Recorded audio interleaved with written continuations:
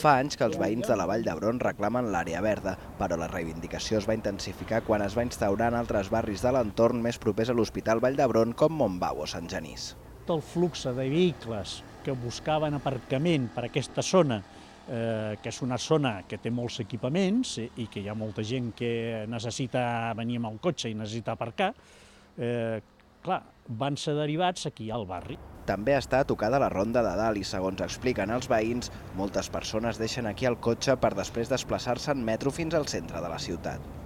Venen aquí, deixen el cotxe, el tenen tot el dia aquí aparcat i quan surten del seu treball i domini del centre de Barcelona, venen aquí, recullen el cotxe i se'n van. Llavors, els veïns que no poden aparcar, a buscar on hi ha el forat per poder-lo deixar el cotxe seu. Hi ha una altra dificultat, en aquest cas estructural. És complicat trobar pàrquings de lloguer o de compra perquè la majoria d'edificis construïts als anys 60 i 70 no en tenen.